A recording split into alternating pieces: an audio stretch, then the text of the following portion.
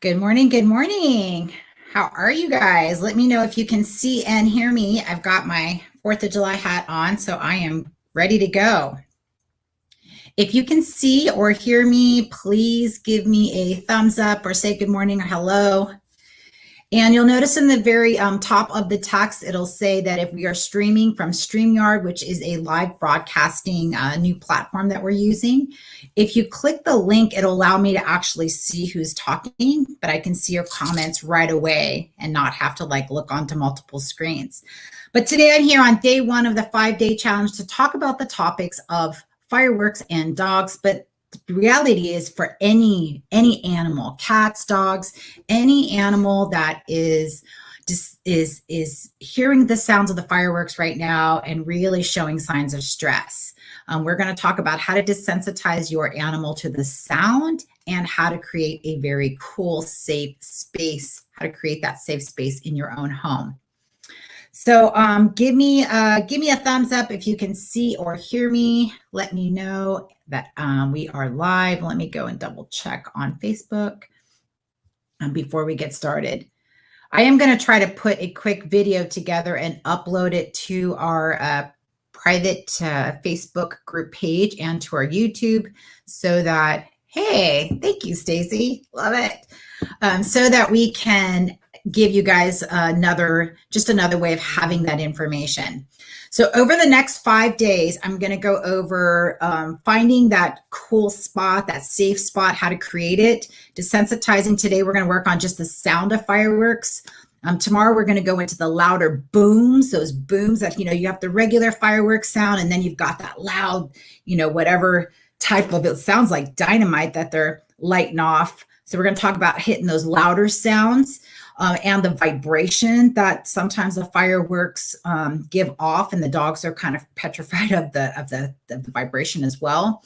I think Wednesday we'll go over the smell, so how to work through that, and then Friday we do have a cooking basically course or class together that I'll bring some people on, and we'll either cook or just stuff our feeders. And make those enrichment feeders fun and projects that'll be fun for your dogs to have. And we're going to talk a lot about the exercise and the routine leading up to the day of the festivities. So let me know in the comments, what is your 4th of July going to be like for you and your pets? Are you planning on staying home, or are you taking a vacation? Are you getting away from the city? Let me know in the comments below. I love it. Thanks, Stacy. I know I found this hat a couple years ago. So I definitely, we used to do a 4th of July hike, and I would wear this hat and all the dogs would be in their little bandanas, and it was totally cute. But so let me know what your 4th of July is going to be like. I'm going to wait a second and hear and see if there's any comments on what that would be like, and kind of hear back from you. Staying home. So Christina, if you're staying home, you've got 3 dogs. Are you planning on going outside to watch the fireworks? Or are you going to just keep them all inside and contained in one room and then watch TV, watch a movie together? Will you be outside watching the fireworks at all? Is it a special holiday to you? I know most people that have animals, they're like, I hate it, because you watch your dogs suffer, and it's, it doesn't feel very good. Just staying in the beach and sunset, so definitely a lot of fireworks going off. Yeah, you're all going to be in one room. The reality is, guys, that regardless of how we feel and regardless of how our animals feel, these people are going to light off fireworks anyways, and it is a holiday. It is a holiday that, unfortunately, it's the worst day of the year for our pets. So it's not going to go away, is what I'm saying. We're stuck here having to work through it. So there's a lot of things that we can do to help prepare our dogs for the upcoming festivities. So the 2 things that I want to just talk about today is specifically, I'm just listening to these comments. It's not used to be, but not for the last 15. Now it's all about pups. Yeah. Yeah. You know, when you didn't have dogs, you're like, woo, 4th of July. And you go out on a, bike ride all day and you hang out. And then, you watch the fireworks and, lights off and everyone's going, hurrah. And then when you have animals and you see them shaking and suffering, it's just, it doesn't feel good, doesn't make you feel good. And it really takes away from the holiday. So getting your dogs comfortable to a point where they can tolerate it. They may not ever like it, but at least tolerating it is going to be really important. And I'm going to show you how to do that. And then second is creating a safe space and understanding that what are some things that you can do to help prepare your dogs. So as far as creating this safe space, let me see if I actually have a video of that. No, I don't. Okay, creating a safe space, we're going to talk about 5 things. The location that you choose is going to be really, really important in making sure that it's the right spot, as well as what you're doing with that location. So you typically want a room that has very few windows and no exits, like very few exits. Obviously, there's going to be a door. So I showed earlier, and I think I'll have the video in just a second, of my training room, which is basically my living room, my dining room, and kitchen, and it's just surrounded by windows. That is not a good room if you have to leave your dogs, if you're going to go watch the fireworks and you have to leave your animals, you're not going to want a room that's got a lot of windows because the sound is going to come through the windows and the vibration, right?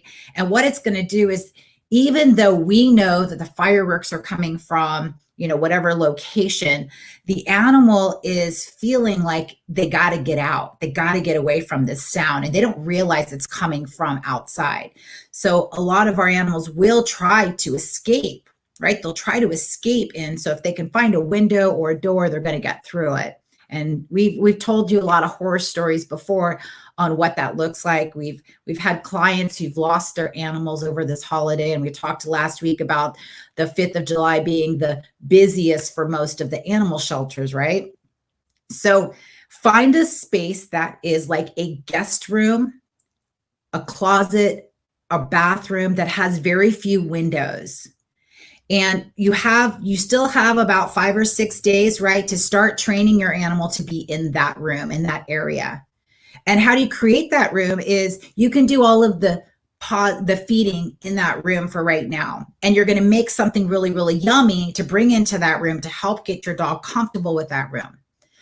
So finding the right room is the first thing. If your dog is in a crate, you're going to want to make sure you can use like moving blankets, something that really drowns out the sound. So your goal for your room is to drown out the sounds that are coming through the window and through the doors.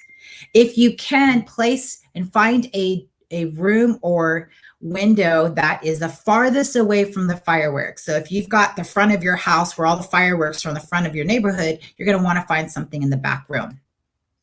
If your dog uses a doggy door, you're going to shut that. All the windows in that room need to be closed and shut. And then on top of it, I would close the blinds. And then you're going to need to add sound to that room to drown out the noise that's happening from the fireworks. So that means playing your TV on Netflix, on calming music, playing the radio, really work on getting that volume up. And that's what you're going to do in the next few days, is you're going to desensitize them to the sounds of fireworks, what I'll show you in just a second. And you're going to create that room that when they do go in that room, there's the calming music. You might want to use essential oils. I have my fan on. If you have an air conditioning, I'll put that on.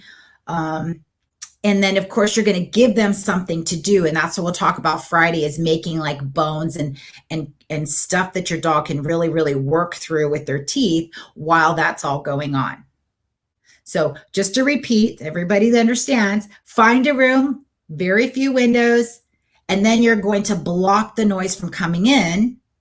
And then you're going to take that room and you're going to add noise to it to kind of drown out the noise of the fireworks. So that would be fans, air condition, Netflix, a TV, sounds of music, calming music. Make sure it is calming, right? You're not leaving your dog in that room with a firework channel or the news going on. You're doing the opposite. Very, very mellow and relaxing.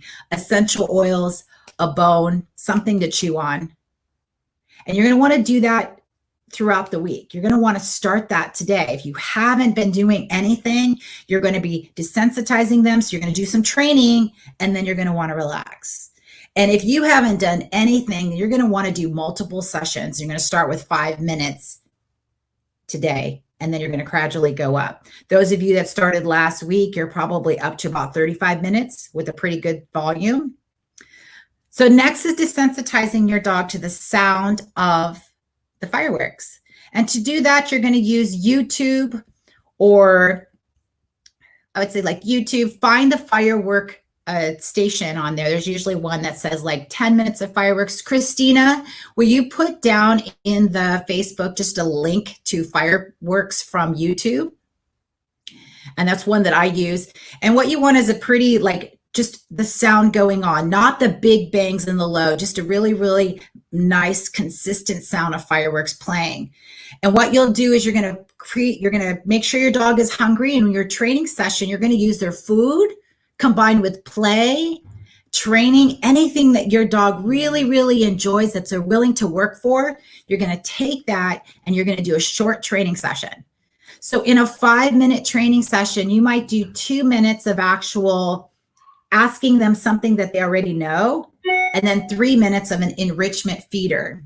An enrichment feeder, like today you're gonna just find something that you have in the house. So I used egg cartons and solo cups for today. And I made a little project for them to kind of get through for the rest of the time that I wanted them to be in that room. Cool, thank you, Christina. So here is the link to the sound of fireworks playing. It's approximately, it says it's 10 hours, wow. But you're gonna use a certain amount of time, maybe starting with 5 minutes, and then you'll go up from there. Thank you, Christina. Cool. So when you are starting your training session, you're going to get your food prepped if you're going to use food. And then if you have toys, you're going to put your toys up on the counter, and then you're going to bring your dogs in the room. And then where the music or where the fireworks sounds are coming from should be at a distance where your dog's completely comfortable, at a volume level where your dog is okay with. So wherever that is, you may not be able to hear it, but your dog should be able to slightly hear it, but there's very little reaction. And you do want to watch for stress. You do want to watch that your dog is still able to take food. Their tail is, halfway up and down, and they're enjoying the session. That's your goal, enjoying the session. And then while you get going, you want to make sure that your dog is at a distance that they're comfortable with, and you're going to make it really fun. So I'm going to share a quick little video with you. All right, I think we're going to go here. There it is. Okay, so here is a video of us, our little training session this morning, and you'll see that the fireworks are playing, and we're doing a little get. Now these dogs have all worked together, so there's no resource guarding, but we're having fun. Look at their tails. We are not working on anything brand new. We are just practicing stuff that they like to do. So those dogs like nose target, spin, we're doing get, we're going through the legs, having fun. Again, watch their tails.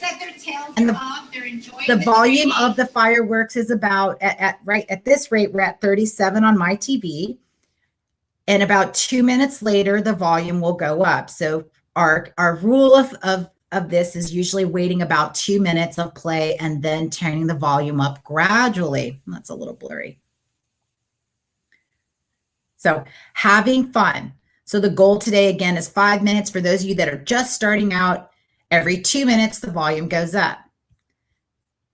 Cool. Let me go back to remove. So you'll do that for a couple minutes. The second part of your training is you're going to take something that takes a little bit longer for your dog to chew or figure out. So this is where the enrichment feeders come in, an interactive feeder. Now for today, just pick something from the house that's not quite a loud banging noise, because we're gonna do something like that tomorrow. So the type of sound you're going to want to expose your dog to is something like, I think I used the solo cups today, And that was really good. And the egg carton. So all I did was took the Solo cups and I put them in the food in there, and I mixed up their normal meal with some higher reinforcement. So I cooked some hamburger patties, and then we did we just let them go and finish off their food using the Solo cups. And I think I have a quick little video that I will share with you. Give me 1 second. Is this useful? Let me know if this is useful. I always enjoy doing I love doing desensitizing dogs to different sounds while they're playing. I think it's so good for them, and it's very easy, right? Let's see, I'm having a hard time finding this one video. So let me see. Nope, that's not it. Oh, here we go. Okay, so let me go share screen. And we're going to go on to this other video that's right here. Awesome. So this is our Solo cup challenge this morning, and you'll see that I put cups. I did them twice. So I did one where the cups were all down and I had food underneath. And then here's the egg carton you see here. And then the other one, I put the cups up and I placed food in there. And there is the fireworks sound. The volume had gotten up already. I've already raised it up a few times. Our session today was 35 minutes. But again, if you're just starting off, you're going to want to start off with 5 minutes. If everything's going well, volume up after 2 minutes. And here they are, just totally ignoring the sound of fireworks. And our volume went up. I think we went up from 37 to start to 63. And that's every 2 minutes, volume going up. All right. So they continue to go through having fun, eating the rest of their meals while the fireworks sounds are playing. Cool. Useful? So what happens if you don't do this? Does anyone know what happens if you don't desensitize your dogs to the sound of the fireworks? They're going to be afraid, right? They're going to be afraid. What does fear look like? Not eating, shaking, diarrhea, trying to break out, barking, crying. And that kind of stress is not good for them at all. They don't recover like we do. And the fact is that they lose life. So I know you guys love your animals. That you do. I know the way that you guys treat them, all the walks that you do, and you love the unconditional love that your animal can provide for you. But this is not fun for them. Fireworks is not fun for most dogs. There's very, very few that tolerate it. I don't think I've ever met a dog that actually likes fireworks. And if you think they do, I think you're kidding yourself. I think they tolerate it. I think they go, well, I'd rather hang out with you, so I'm going to take it. But please go through this. Only takes, like I know a lot of people go, I don't have time for this. Literally, please just put 5 minutes of your morning and work on this. I prefer training in the morning because there's no incidents, right? If you go through and you do this in the afternoon, there might have been like 3 or 4 incidents that have already happened to your dog, and now they're already on tilt in the middle of the day, and then you're going to add one more thing. So if you do a training session like this, you need a really good recovery. So that means you go back into your soundproof room and you put your fan on and you give them something cool to chew on and let them come back down. So any questions on this? So that was all for today. It was really, really quick. I just wanted to jump in here and give you guys some tips and help on desensitizing and finding the right room. If you have already your room set up, do me a big favor and share. If you're on our Facebook private group page, please send us a picture of what your safe room looks like. And I'll share mine. So what I did videotape it. I just can't pull it up right now. But mine is, I'm going to use my bedroom. And it does have windows, but I'm going to close all the blinds. I'm going to have the TV on loud. The fan is going to be on. The air conditioning is going to be on. And I'm going to make sure that all the windows are actually closed, because we normally keep the bathroom window a little bit open. And that's going to be the room. That's the only room I have to actually put them in. I've got a guest room, but there's really, I think the dogs would be more stressed being in a guest room that they've never been in. And I'll have 3 or 4 visitors. So I'll have my dog and a couple other visitors. So any questions before we sign off today? Give me a thumbs up if this was helpful.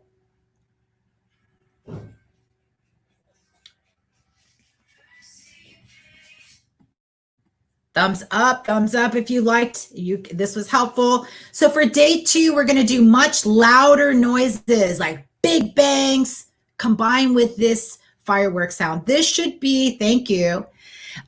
This should be white noise in the next couple days. And then you're going to do louder noises tomorrow, the big bang stuff that we did last week. Again, if you were here last week, awesome. I still recommend jumping in here and helping anyone else that's just starting off. Please use this platform. If you need help, do #help. We can set up a one-to-one strategy call. We can go on a Zoom and just let me see what your room looks like. If you have questions, if you've got a puppy 8 to 20 weeks old, get this going right now so your dog will never have the problems and struggles that the adult dogs have. And if you think your dog is fine because they were fine the last couple years, you still want to do some training. My dog, all of a sudden, and it was after the Grand Prix, all of a sudden the loud noises became something that bothered him.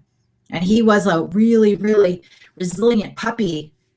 But just recently it all changed. So anyways, thank you guys for joining me. This is day 1. We're going to do 4 more days. And this Friday, cooking or meal prep. And I'm inviting Christina did some amazing dog cookie treats. So I'm going to have her come on board and show us the recipe and we can all cook those together. All right, guys. Bye for now. Have a good one. Bye.